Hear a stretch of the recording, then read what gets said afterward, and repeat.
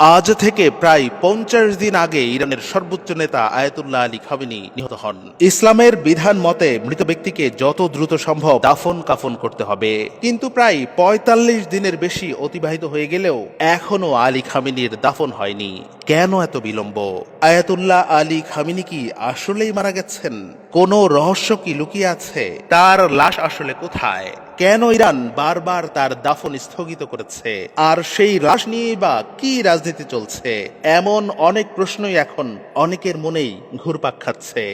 সবকিছুর শুরু ২৮শে ফেব্রুয়ারি। যুক্তরাষ্ট্র ও তার মিত্র যৌথ অভিযান চালায় ইরানে। এরপরই তারা দাবি করে ইরানের সর্বোচ্চ নেতা আলী খামেনি মারা গেছেন। ইরান শুরুতে অস্বীকার করলেও পরে স্বীকার করে নেয়। এরপর ৪ঠা মার্চ পূর্ব নির্ধারিত জানাজার দিন হঠাৎ করে ঘোষণা আসে জানাজা স্থগিত করা হয়েছে।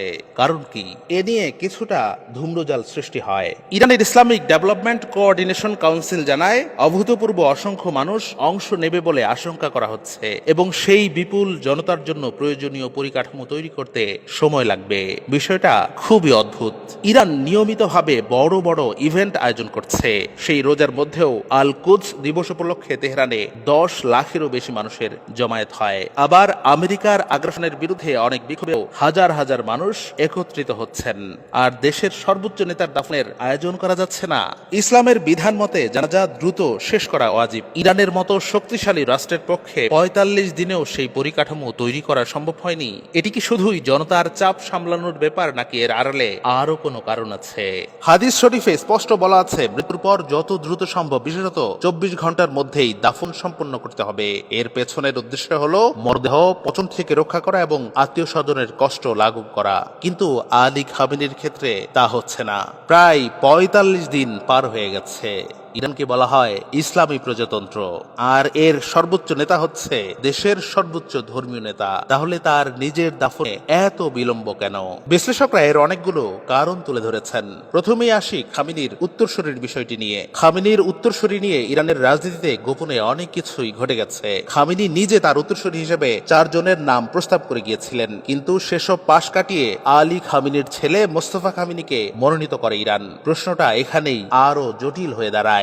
মোস্তফা খামেনি নিজেই কি বেঁচে আছেন তা নিয়েও ধোঁয়াশা আছে। কারণ মোস্তফা খামেনি ছিলেন আলী খামেনির বডিগার্ড। সব সময় তার সঙ্গেই থাকতেন তিনি। প্রথমে বলা হয়েছে তিনি সুস্থ আছেন, তবে গোপন জায়গায় আছেন, কিন্তু পরে স্বীকার করতে বাধ্য হন তিনি আহত হয়েছেন।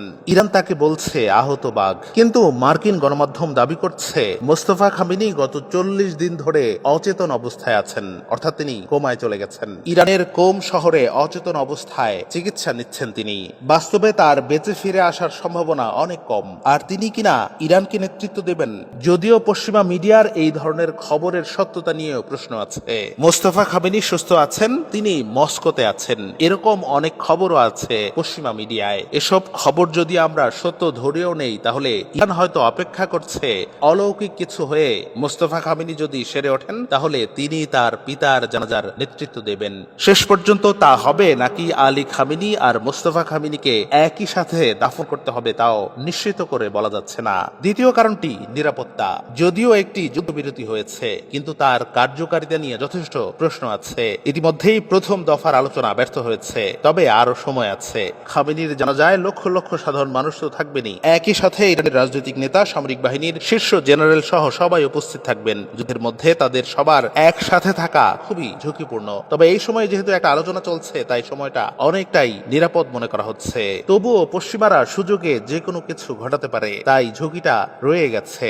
তৃতীয় কারণটি মনস্তাত্ত্বিক। ইরান সম্ভবত চাইছে খামেনির লাশের ছবি গণমাধ্যমে ছড়িয়ে না পড়ুক, এতে ইরানিদের মধ্যে শোক ছড়িয়ে পড়তে পারে। এমনিতেই ইরানিরা দীর্ঘদিন শোক করতে অভ্যস্ত।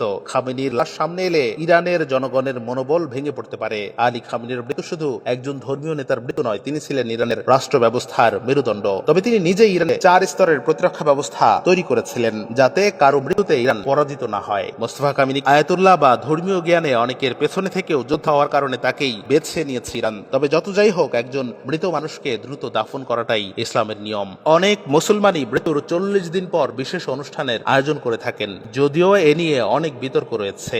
সেখানে আলী খামেনির মৃত্যুর ৪০ দিন পার হয়ে গেলেও এখনো দাফনই সম্পন্ন হলো না। কিন্তু কেন?